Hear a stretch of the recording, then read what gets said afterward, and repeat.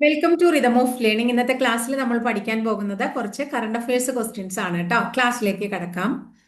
School വിദ്യാഭ്യാസത്തിന് അവസരം ലഭിക്കാത്ത 15 വയസ്സിന് മുകളിൽ പ്രായമുള്ള എല്ലാവർക്കും ജീവിതകാലം മുഴുവൻ പഠനാവസരം നൽകുന്ന പാഠ്യപദ്ധതിയുടെ പേര് എന്താണ്?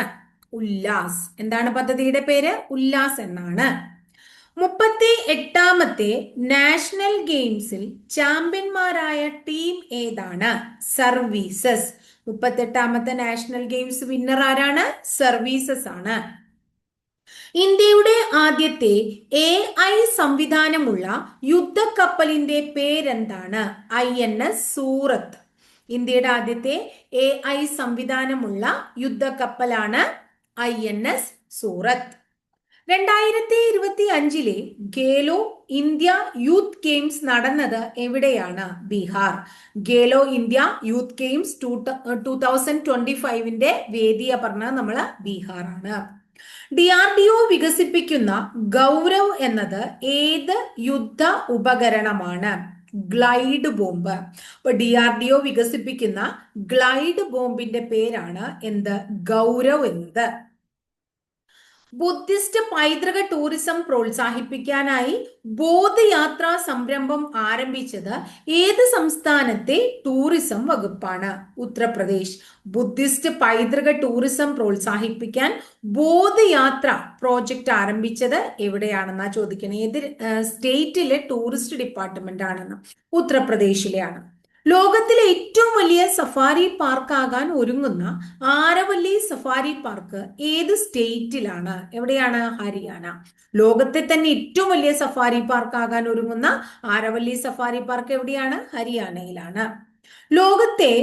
ലോക ഗവൺമെന്റ് ഉച്ചകോടി 2025 വേദി ഏതാണ്? ദുബായ്.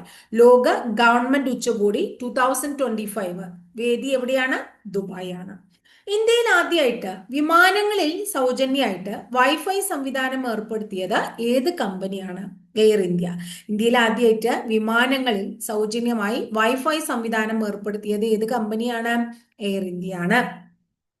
ഏകദിന ക്രിക്കറ്റിൽ ഏറ്റവും കൂടുതൽ ക്യാച്ച് എടുക്കുന്നതിന്റെ റെക്കോർഡ് നേടിയ ഇന്ത്യക്കാരൻ ആരാണ്? വിരാട് കോഹ്ലി. ഏകദിനത്തിൽ ഏറ്റവും കൂടുതൽ ക്യാച്ച് എടുത്തു എന്ന റെക്കോർഡ് നേടിയ ഇന്ത്യക്കാരന്റെ പേര് വിരാട് കോഹ്ലി എന്നാണ്. കരസേനയുടെ മുൻ തലവനായിരുന്ന ജനറൽ VK സിംഗ് ഏത് സംസ്ഥാനത്തിന്റെ ഗവർണറായിട്ടാണ് ഇപ്പോൾ നിയമിതനായത്? മിസോറാം. അപ്പൊ കരസേനയുടെ മുൻ തലവനായ VK സിംഗ് ഇപ്പോൾ മിസോറാം ഗവർണറാണ് എന്ന് ഓർക്കണം. കേന്ദ്ര ബഡ്ജറ്റില് ഒരു പദ്ധതി പ്രഖ്യാപിക്കപ്പെട്ടു. പദ്ധതിയുടെ പേര് അതിഥി എന്നാണ്. ADITI. ഇത് ഏത് മേഖലയുമായിട്ട് റിലേറ്റഡ് ആയിട്ടുള്ള പദ്ധതിയാണ്? പ്രതിരോധം.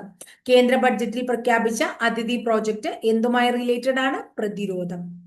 അടുത്തത്, ഈ അടുത്ത് ഒരു സംയുക്ത നാവിക അഭ്യാസം നടന്നു. ആ നാവിക അഭ്യാസത്തിന്റെ പേര് ജാമാത എന്നാണ്. ഈ അടുത്ത് നടന്ന ഒരു സംയുക്ത നാവിക അഭ്യാസമായ ജാമാത ഏതൊക്കെ രാജ്യങ്ങളുടെ സംയുക്ത അഭ്യാസമായിരുന്നു എന്നാണ് ചോദിക്കുന്നത്? India, Japan. ഏതൊക്കെ രാജ്യങ്ങളുടെയാണ് ജാമാത? ഇന്ത്യ, ജപ്പാൻ സംയുക്ത നാവിക അഭ്യാസമാണ്.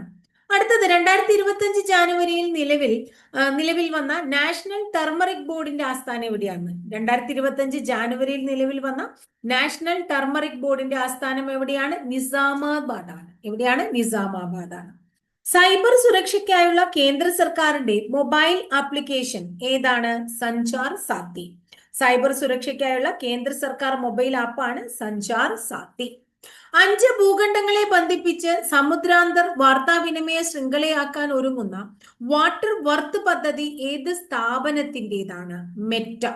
5 ഭൂഖണ്ഡങ്ങളെ ബന്ധിപ്പിച്ച് സമുദ്രാന്തർ വാർത്താവിനിമയ ശൃംഖലയൊരുക്കുന്ന വാട്ടർ വർത്ത് എന്ന് പറയുന്ന പദ്ധതി ഏത് സ്ഥാപനമാണ് കൊണ്ടുവന്നിട്ടുള്ളത്?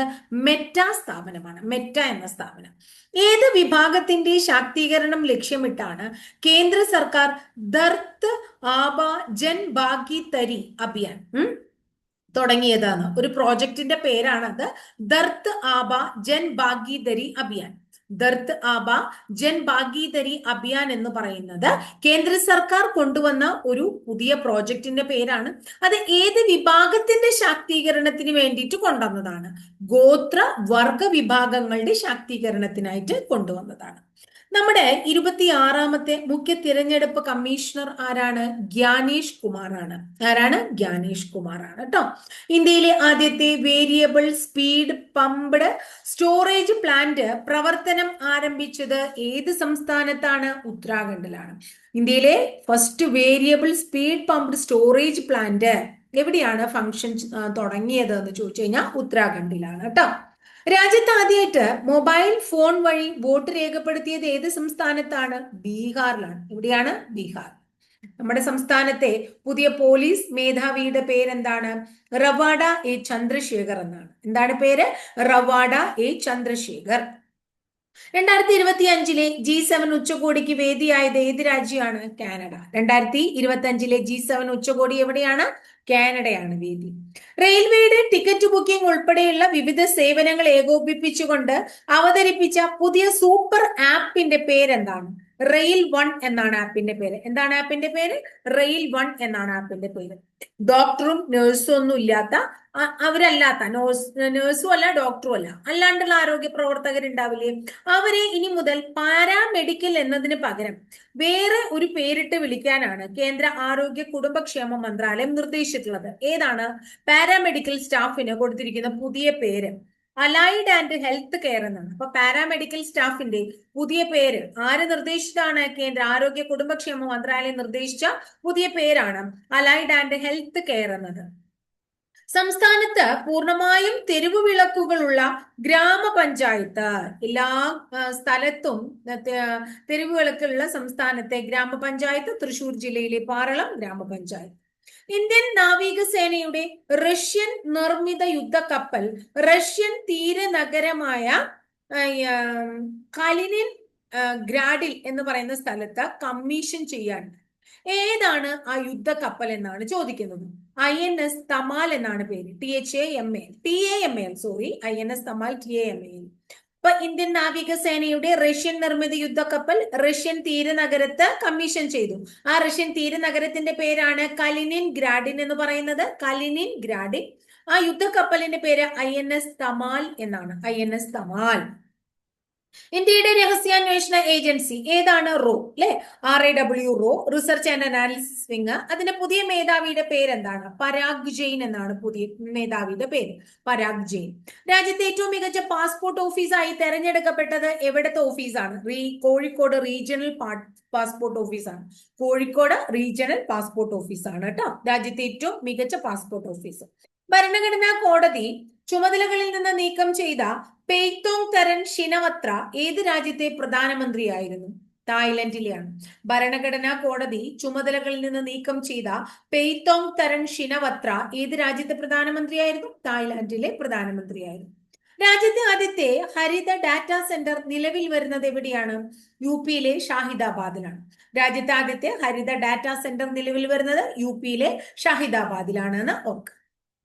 അഫ്ഗാനിസ്ഥാനിലെ താലിബാൻ സർക്കാരിനെ ഔദ്യോഗികമായി അംഗീകരിച്ച ലോകത്തെ ആദ്യത്തെ രാജ്യം ഏതാണ്? റഷ്യയാണ്. താലിബാനെ അംഗീകരിച്ച ലോകത്തെ ആദ്യത്തെ രാജ്യം റഷ്യയാണ്. സമുദ്രനിരപ്പ് ഉയരുന്നതനുസരിച്ച് മുങ്ങിക്കൊണ്ടിരിക്കുന്ന പസഫിക് സമുദ്രത്തിലെ ദ്വീപ് രാഷ്ട്രം ഏതാണ്? ടുവാലു. നമ്മൾ കഴിഞ്ഞ ക്ലാസ്സിൽ ആഗോളതാപനവും ഹരിതഗൃഹ പ്രഭാവം ഒക്കെ പഠിച്ചു കഴിഞ്ഞപ്പോൾ പറയണ്ടായില്ലേ, സമുദ്രനിരപ്പൊക്കെ ഉയരാനുള്ള കാരണമാവും. അപ്പൊ സമുദ്രനിരപ്പ് അങ്ങനെ ഉയരുന്നതനുസരിച്ച് മുങ്ങിക്കൊണ്ടിരുന്ന പസഫിക് സമുദ്രത്തിലെ ദ്വീപ് രാഷ്ട്രമാണ് ഏത്? ടുവാലു എന്ന ദ്വീപ് രാഷ്ട്രം കേട്ടോ.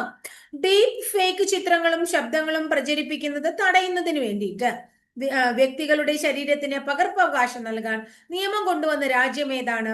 ഡെൻമാർക്കാണ്. ഏത് രാജ്യമാണ്? ഡെൻമാർക്കാണ്. ഡീപ് ഫേക്ക് ചിത്രങ്ങളും ശബ്ദങ്ങളും പ്രചരിപ്പിക്കുന്നത് തടയുന്നതിനായിട്ട്, ഫേക്ക് ആയിട്ടുള്ള ചിത്രങ്ങളും ശബ്ദങ്ങളൊക്കെ പ്രചരിപ്പിക്കുന്നത് തടയാൻ വ്യക്തികളുടെ ശരീരത്തിന് പകർപ്പവകാശം നൽകാൻ നിയമം കൊണ്ടുവന്ന രാജ്യം ഡെൻമാർക്കാണ്.